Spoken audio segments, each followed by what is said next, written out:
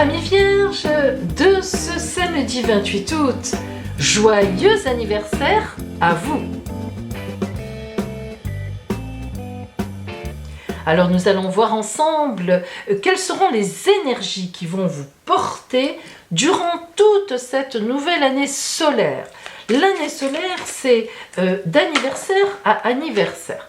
Donc c'est à partir d'aujourd'hui, votre anniversaire, jusqu'en août 2022.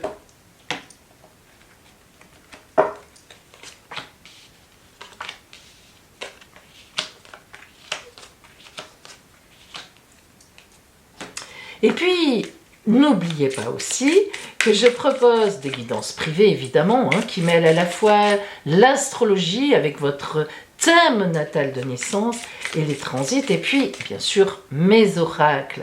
Donc, ce sont des consultations privées que je propose par téléphone ou en visio. Donc, si vous avez envie d'avoir des renseignements, appelez-moi. L'appel sur mon téléphone est gratuit, c'est mon portable personnel. Je vous donnerai ainsi tous les renseignements.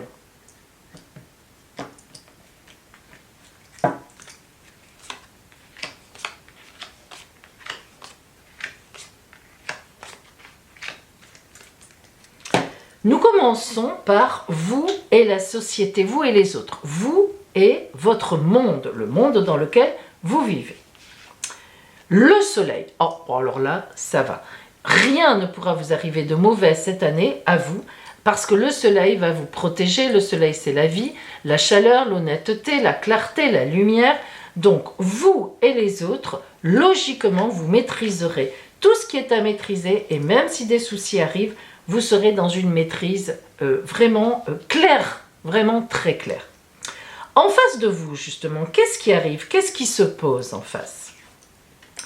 La racine. Ah, très belle carte que la racine dans la triade. Alors, la racine, c'est vraiment que vous allez vivre une année où justement, vous allez pouvoir prendre racine.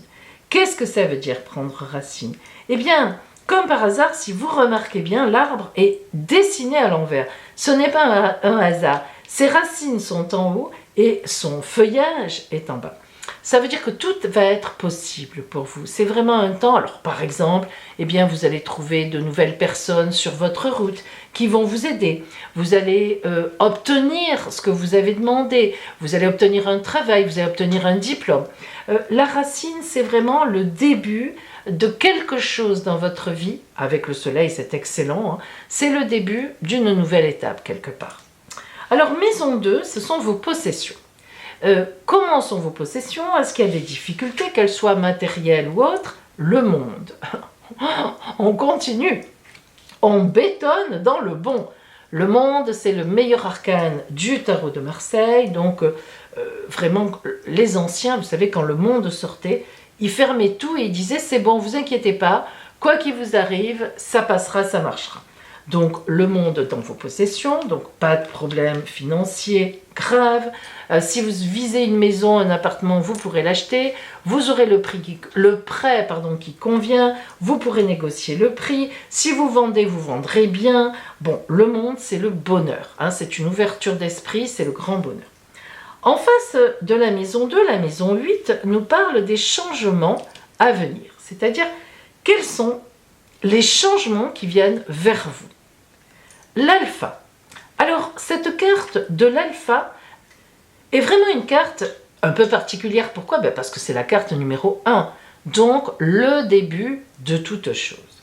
Ça commence un peu à, vous voyez, on commence un peu à entrevoir de quoi sera faite votre année.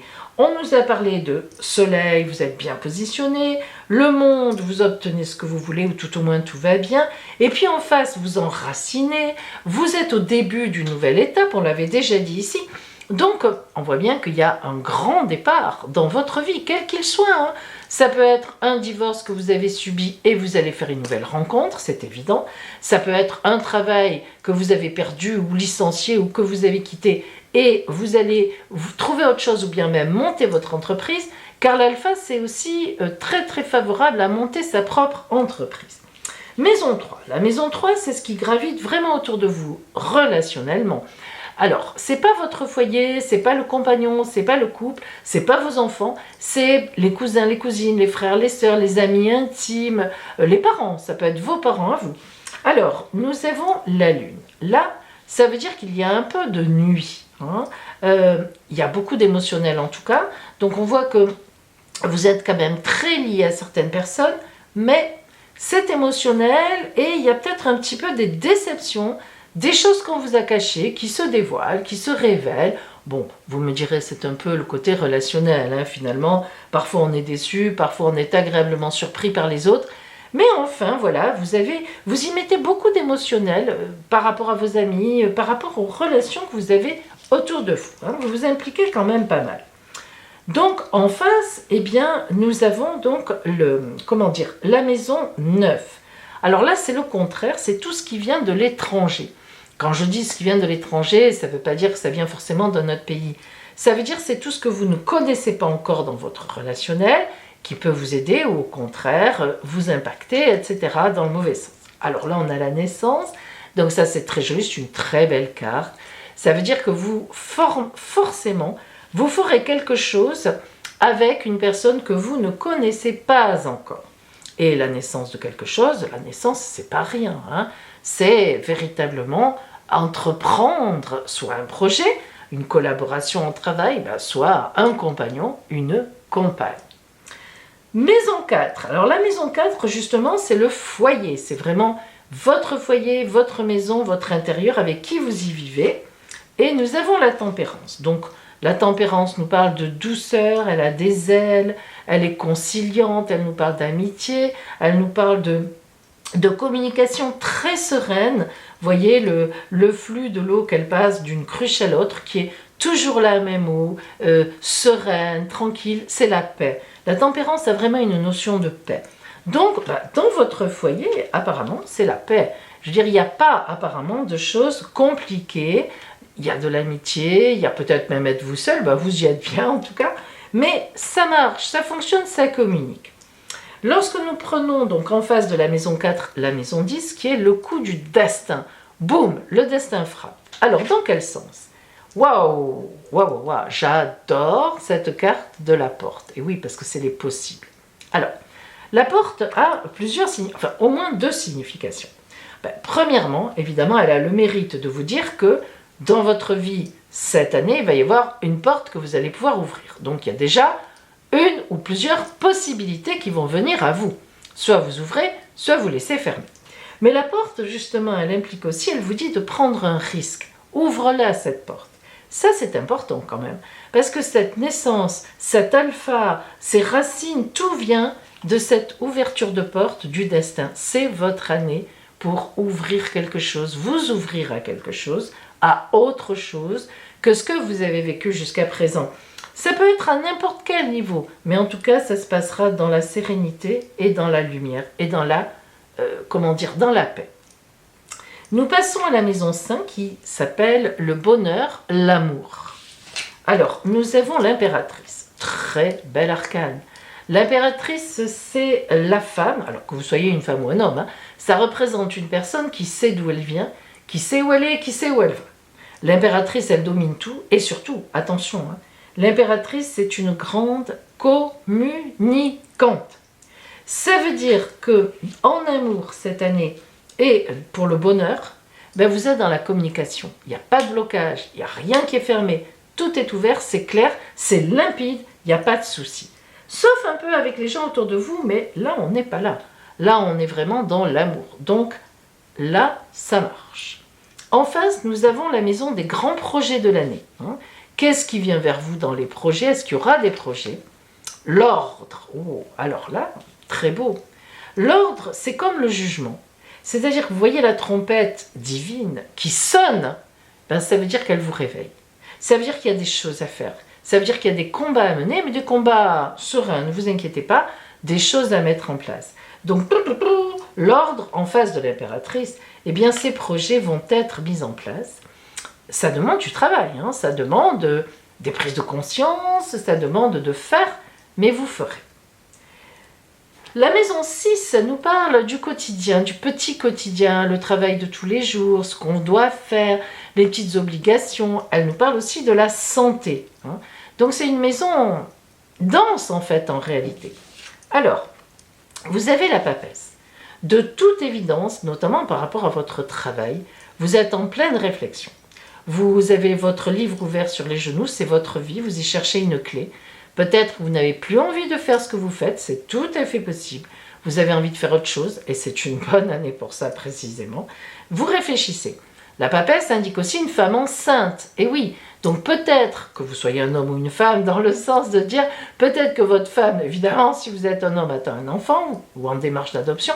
Si vous êtes une femme, peut-être que vous attendez un enfant. Il ne faut pas oublier ça non plus, c'est quand même dans la santé. La papesse, c'est aussi un arrêt, mais un arrêt parce que quelque chose se prépare. C'est ça, c'est une gestation, la papesse. Et puis peut-être aussi tout simplement qu'au niveau du travail, vous êtes en formation. La papesse, c'est aussi quand on se forme. Là encore, un projet en gestation. Donc vous voyez que la papesse sur le quotidien indique qu'en fait, vous êtes un peu en recul, elle a une clé dans la main. Vous êtes en recul dans le sens où vous réfléchissez et vous allez mettre en place des choses. Quand on met des choses en place nouvelles, il y a un moment, il y a un vide évidemment, et vous dépasserez ce vide évidemment pour aller vers toutes ces belles choses qu'on a vues. La maison 12, il faut une maison des ennuis, des tracas, des soucis, c'est la 12. Qu'est-ce que vous avez dedans? L'erreur. Ah, alors, attention. Cette erreur, moi je sais ce que c'est. Surtout quand on est du signe de la Vierge. C'est évident. Avec la papesse ici, notamment, vous pouvez avoir peur de prendre des risques. C'est ça l'erreur ici. L'erreur, quand elle est dans le sacrifice, etc., c'est souvent qu'on n'ose pas vraiment y aller. Vous voyez, la pomme là qui a été mordue, hein, vous connaissez la symbolique hein, de Adam qui mord la pomme, etc. Eh bien, c'est à la fois vouloir aller vite et loin, vouloir aller haut et loin, et à un moment s'arrêter sur sa route et être bloqué. Alors, ce que vous lancez, vous avez vraiment de belles cartes. C'est solaire, vous avez de la chance avec le monde, enfin vous avez plein, l'impératrice qui sait ce qu'elle veut, des portes qui s'ouvrent, de la naissance, de l'alpha, des racines, tout est là. Essayez de ne pas reculer. Parfois ça va être compliqué parce que c'est pas simple, mais ne reculez pas. Hein. Faites-vous aider, prenez des aides, faites-vous financer, mais ne reculez pas. Ça serait une erreur, ça serait vraiment dommage. Donc, voilà pour vous, donc Vierge, et maintenant, eh bien, je vais vous livrer, grâce au savant calcul des petits carnets de mon arrière-grand-mère, votre pierre de protection de cette année. Elle va vous aider à avoir une belle énergie.